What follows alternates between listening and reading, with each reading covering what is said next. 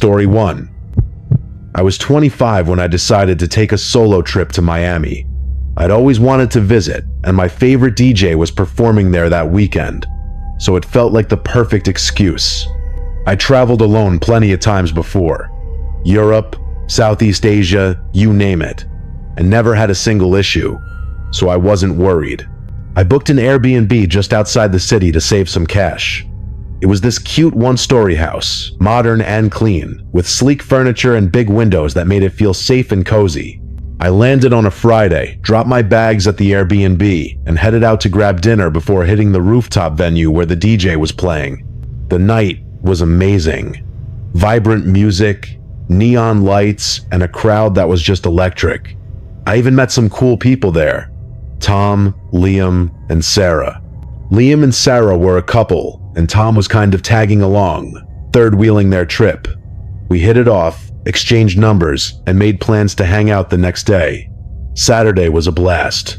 We grabbed brunch at this trendy spot in South Beach, then checked out some Miami staples like Wynwood Walls with its wild street art, and the iconic Ocean Drive. We ended the day chilling on the beach, soaking up the sun, but they had tickets to another show that night, one I couldn't get into, so I was back to my solo adventures. No big deal. I was used to it. By evening, I was starving and started walking back toward the Airbnb, keeping an eye out for a place to eat. I spotted this small restaurant tucked away on a quiet street. It wasn't fancy like the touristy spots downtown, which meant it was affordable. The menu in the window had some English translations, so I figured I'd be fine ordering. I'm not great with languages, but I can manage basic conversation, and I wanted a place where I wouldn't feel too out of place alone. Inside, the restaurant was narrow and dimly lit, with a long row of tables along one wall. It wasn't busy, just a few people at tables farther down, and then this guy sitting alone at a table right next to where the hostess seated me. He looked about 50, maybe a tourist, like me, but I didn't think much of it. The server came over, and I asked if he spoke English. He did, so I ordered a burger and fries, keeping it simple. As I waited, I noticed the guy at the next table staring at me. Not just a glance, but a long, uncomfortable stare while I was ordering.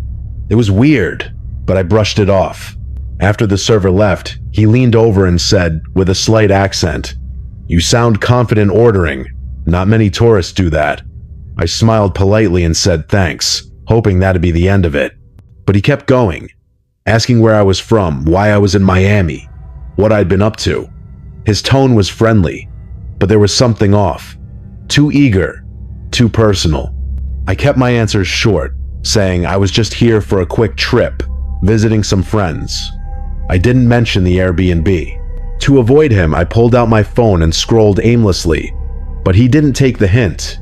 He started commenting on my accent, saying it was cute when I tried to pronounce a word in Spanish to the server. It wasn't charming. It was creepy. I felt trapped, sitting there alone, with his eyes on me, waiting for my food to arrive so I could get out of there. As soon as my food arrived, I ate quickly, barely tasting the burger, just wanting to get out of that restaurant. The guy at the next table kept glancing over, making small talk about the food, but I gave one-word answers, hoping he'd stop. Finally, I asked for the check, paid, and stood up to leave. He said something like, "Have a good night," but I just mumbled bye and walked out without looking back. It was dark outside, and the streets were quieter than before, with only a few people around. I headed toward the Airbnb, about a 15-minute walk, sticking to well-lit paths but feeling uneasy. At an intersection, waiting to cross, I glanced across the street and froze. There he was, the guy from the restaurant. He was standing there, looking right at me, but when he saw me notice him, he turned away, pretending to check his phone. My stomach twisted. Maybe it was a coincidence? The Airbnb wasn't far from the restaurant, so it wasn't impossible that he was just going the same way. I told myself to stay calm and kept walking, but every few steps, I looked back. He was still there, keeping his distance, but definitely following. My heart was racing, but I didn't want to run and make it obvious I was scared. When I got closer to the Airbnb, I checked again, and he was gone. Relief washed over me, but it didn't last. At the front door, I scanned the street one last time and saw him, way down the block, standing under a streetlight, staring in my direction. I felt like I couldn't breathe. He knew where I was staying. I fumbled with the keys, got inside, locked the door, and yanked all the blinds shut. My hands were shaking as I called my dad. He told me to double-check the locks, stay alert, and maybe keep something sharp nearby, just in case. I tried to calm down, but the idea of going out again that night felt impossible. Still, it was Saturday, and my flight wasn't until late Sunday, so I forced myself to call an Uber to a downtown bar, just to get away. I spent a couple of hours there, distracted by the music, but when I got back to the Airbnb, I was a little tipsy and exhausted. I let myself in, collapsed on the couch, and closed my eyes. Then I heard it, a faint rustle from the kitchen. The blinds were moving, swaying in a breeze I shouldn't have felt. The air conditioning was on, and I'd shut every window. My blood ran cold. I crept closer and saw the kitchen window wide open. Someone had been inside. I grabbed my phone, ran outside, and hid behind a bush across the street, dialing 911. I whispered to the operator, barely holding it together, explaining that someone had broken in. The police arrived fast, and I stepped out from my hiding spot, trembling. They searched the house, shouting commands, and then I saw them walk out with him, the guy from the restaurant.in handcuffs. I couldn't believe it. Relief hit me, but so did horror. He'd been inside, probably waiting for me. If I hadn't noticed the window, if I'd gone to bed, I don't know what would have happened. The police said he'd climbed through and didn't bother closing it, which was the only reason I knew. I thanked my lucky stars for that mistake. I left Miami the next day, and I haven't been back since. That feeling of being watched, of being so alone, still haunts me. Story 2. It was the winter break of my sophomore year in college, and with most of my friends out of town for the holidays, I was bored and broke. I decided to pick up a part-time job to make some extra cash until classes started again. After a week of applying, I got a call from a small restaurant in Chicago, just a few blocks from my apartment. They wanted me to come in for a trial shift, and since I'd waitressed before, I wasn't too nervous. The place was called Rosie's Diner, tucked away in a quieter part of the city, away from the flashy downtown spots. When I showed up, I could tell it wasn't somewhere I'd eat by myself. It was tiny, with dim lighting that made everything look shadowy, and every now and then, this weird, musty smell would drift through the air. The owner, a sweet older guy, offered me the job on the spot, and I took it, reminding myself it was just temporary. I needed the money, and it was close enough to walk to, which saved me gas. The shifts weren't too bad, mostly serving locals and the occasional late-night crowd, but the vibe of the place always felt off, like it was stuck in some creepy time warp. One night, around 10 p.m., I was out front by myself, polishing silverware while waiting for the last table to leave. It was a group of 4 big guys, rough-looking, with scruffy beards and worn-out jackets. If I'd passed them on the street, I might have thought they were homeless. They'd been loud all night, laughing and slamming their beers on the table, but I just kept my head down and did my job. After about half an hour, they finally got up to go. One of them, the tallest, with a crooked grin, came to the register to pay. I rang them up and said, "That's $42.5 altogether." He handed me a wad of crumpled bills, leaning in a little too close, that grin still plastered on his face. I knew that look. I braced myself, and sure enough, he hit me with, "You doing anything tonight, cutie?" His voice was low, like he thought it was smooth. I forced a smile, the kind you learn to fake in customer service, and said, "Thanks. Have a good night," making it clear I wasn't interested. He chuckled, muttered something I couldn't catch, and walked out with his buddies. The second they were gone, I let out a breath I didn't know I was holding. I cleared their table, wiped it down, and changed out of my uniform in the back.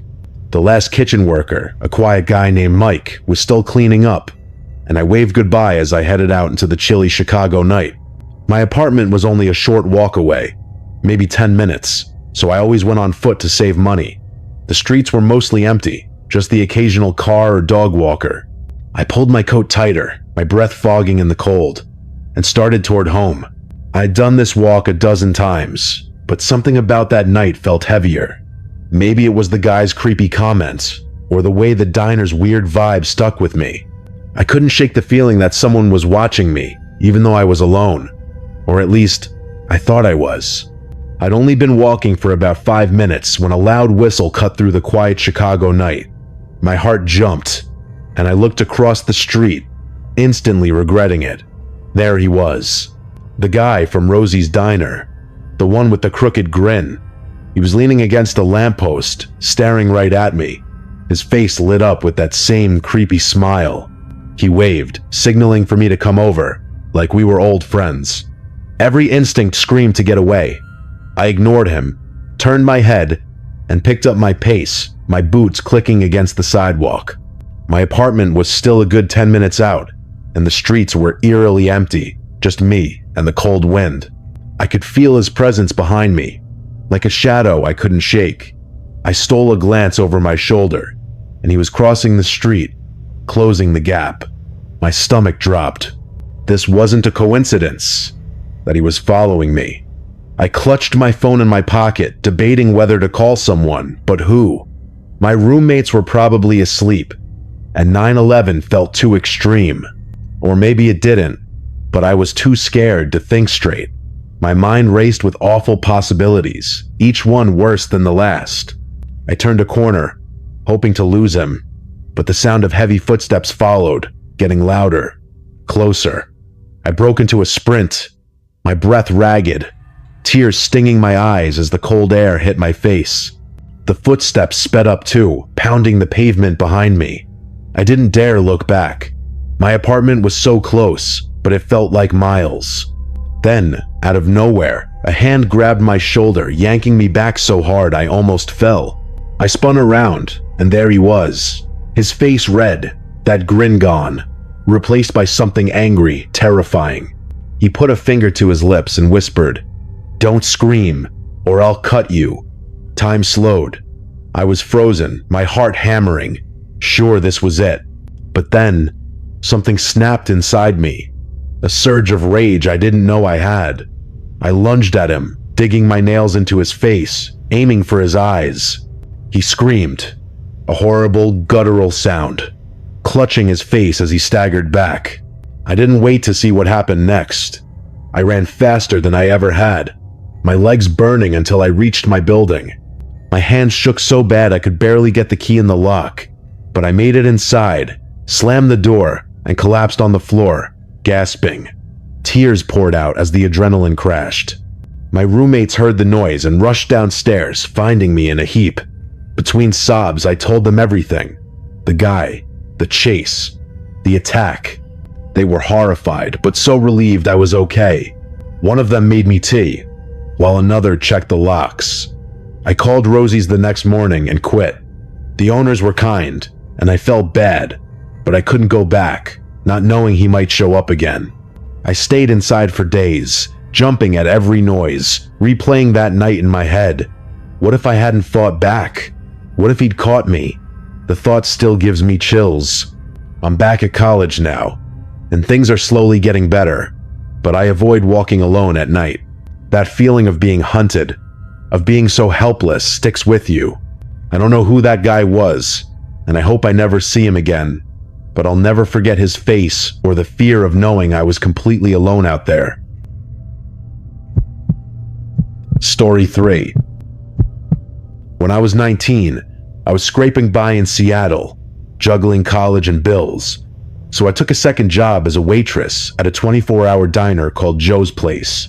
It was one of those old-school spots with checkered floors and neon signs, open till 3 a.m. on weeknights and around the clock on weekends.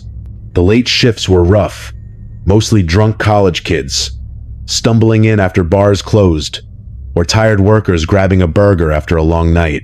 I worked the overnight shift twice a week, and anything more would have left me dead on my feet. After 10 p.m., I was usually the only server, since the place got quiet.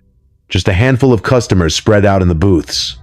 One night, around 1 a.m., this guy walked in alone.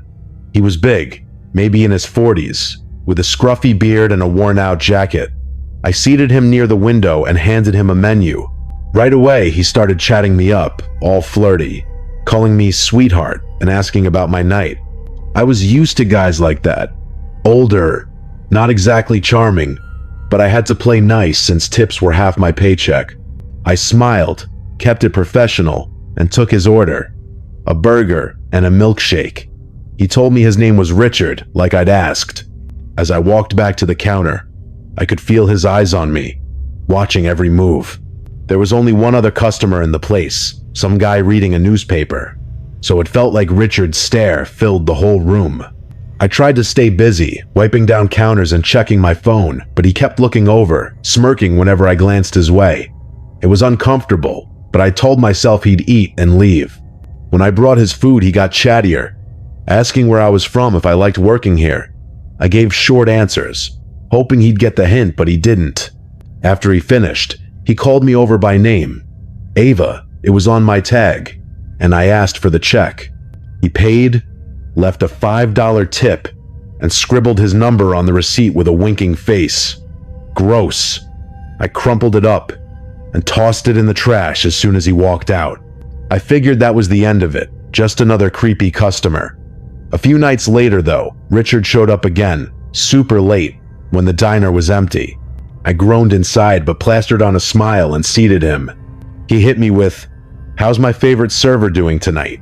Which was weird since I'd only served him once. He started talking again, asking personal stuff like what I did for fun, if I had a boyfriend. I was exhausted, barely awake, but I humored him, thinking maybe he'd tip better if I was friendly. Big mistake. He took it as an interest and started going on about his boat, inviting me to come out on it sometime.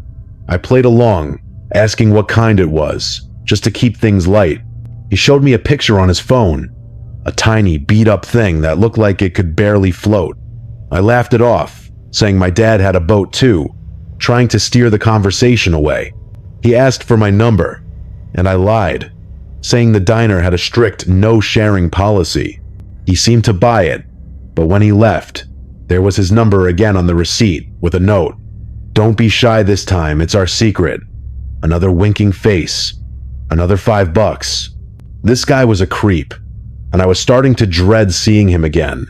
I hoped Richard would stop coming to Joe's place after that second night, but a week later, there he was again, strolling in around 2 a.m. when the diner was dead quiet. It was just me, the cook in the back, and no other customers. The way he walked in, straight to a booth like he owned the place, made my skin crawl. He looked at me with this serious expression and said, "You didn't call, Ava." No smile, just a flat, almost accusing tone. I forced a laugh, saying, "Yeah, I really can't text customers. It's a work thing." He didn't respond, just stared for a second, then ordered his usual burger and milkshake. I avoided his table as much as I could, but I felt his eyes on me the whole time, like a weight I couldn't shake. When he left, I checked the receipt. No number this time. Just a $5 tip. I thought maybe he'd finally given up, but I was wrong. The next day, while I was at my other job, my phone buzzed with a text from Lily, another waitress at the diner. She asked if I knew some big bald guy who'd come in asking for me. My stomach dropped. I texted back, "Yeah, he's creepy. Why?" She said he'd asked for my full name, claiming he just wanted to know the amazing waitress from the night before. Lily, not thinking much of it, gave it to him. I was furious, but more than that, I was scared. Later that evening, my phone lit up with a new message from an unknown number. It was Richard. "Hey, Ava, it's your favorite customer," it read. "I know you can't give out your number, so I got it myself. No rules broken, haha." I felt sick. I blocked the number immediately, my hands shaking, but the unease didn't go away. A few days later, after a late shift, I walked out to my car in the diner's parking lot and noticed something tucked under my windshield wiper. It was an envelope. I grabbed it, got in my car, and locked the doors before opening it. Inside were photos, grainy, but clear enough to make my blood run cold. They were of me, working at the diner, taken from outside through the windows. Then they got worse. Pictures of my apartment building, me on my balcony, me unlocking my front door. The last one was the worst. A shot of me inside my living room, taken at night through the window. I drove straight to the police station, clutching the envelope, my heart pounding. I showed them the photos and the text from Richard. The officer took it seriously, saying it was enough to act on.